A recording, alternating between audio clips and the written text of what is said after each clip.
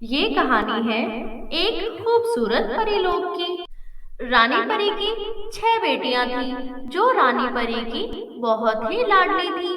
6 परियां दिखने में एक से बढ़कर एक थीं। रानी परी को नाचने गाने से सख्त नफरत थी। उन्होंने पूरे परीलोक पर नाचने में पाबंदी लगा रखी थी।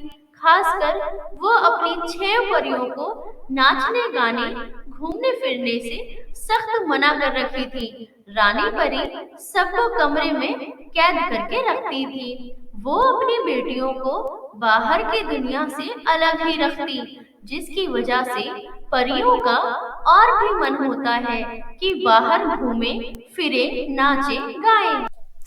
बहन, पता नहीं माँ हमें किस गुनाह की सजा दे रही है। हम परी होते हुए भी अपनी मर्जी से कुछ नहीं कर सकते। हाँ बहन, पर आखिर वो हमारी माँ है। अगर वो ऐसा कर रही है तो जरूर उसके पीछे कोई ना कोई वजह होगी। वजह चाहे जो भी हो, हम अब माँ को यूं हम सब पर और जुल्म नहीं करने देंगे। तभी उधर से रानी परी आती हैं और घर में रखी हिल्स पर मिट्टी लगी देखती हैं और हिल्स टूटी भी होती हैं। तुम लोग क्या कर रही थी अंदर, और हिल्स पर मिट्टी कैसे लगी है और ये टूटी कैसे? जवाब दो। हमें नहीं पता माँ, आप तो बाहर से रूम लॉक करके जाती हो, फिर हम बाहर भला कैसे जाएंगे। चलो ठीक है। अगले दिन भी रानी परी को हिल्स और चप्पल टूटी हुई मिलती हैं। जब ये लड़कियां बाहर कहीं जाती भी नहीं हैं, तो ये चप्पल और हिल्स इतनी जल्दी जल्दी कैसे टूट जाती हैं? कुछ तो गड़बड़ है, पता तो लगाना ही पड़ेगा। फिर रानी परी इस बात का पता लगाने के लिए बड़े बड़े विद्वान राजकुमार को परियों के पीछे लगा देती हैं, लेकिन कोई भी इस रहस्य का पता नहीं लगा पाता। धीरे धीरे ये बात पृथ्वी लोक पर भी पहुंच जाती है। यहाँ पृथ्वी पर एक राहुल नाम का लड़का था।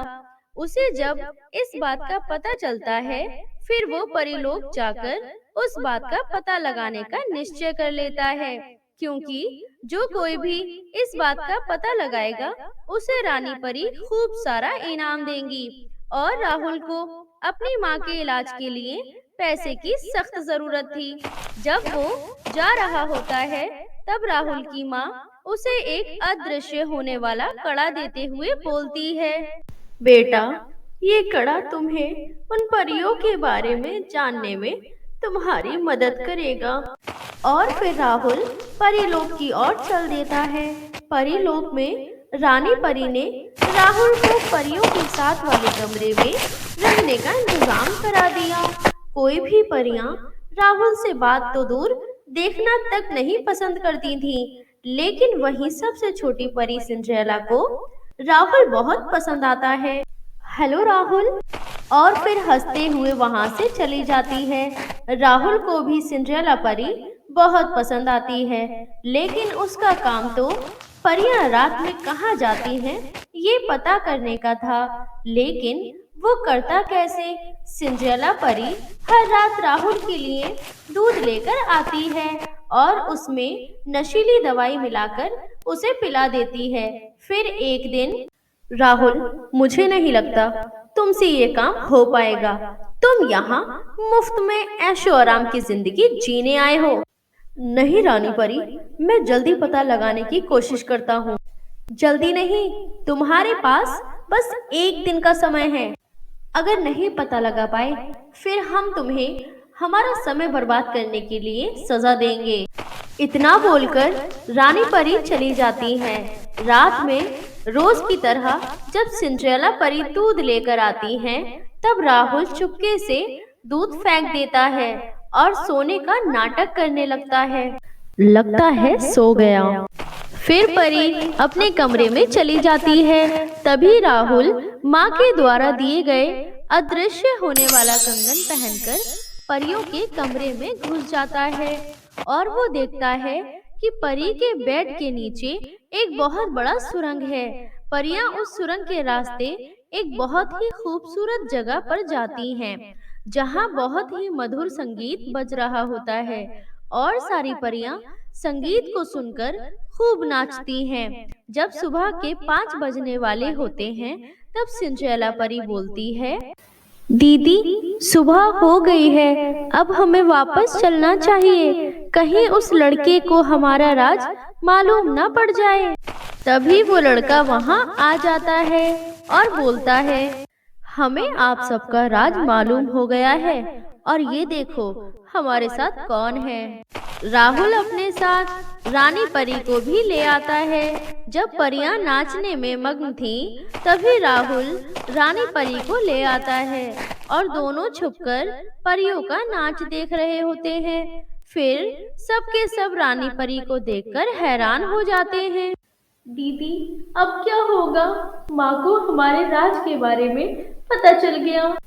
तभी सभी परियों को नाचते हुए इतना खुश देखकर रानी परी को अपनी गलती का एहसास होता है।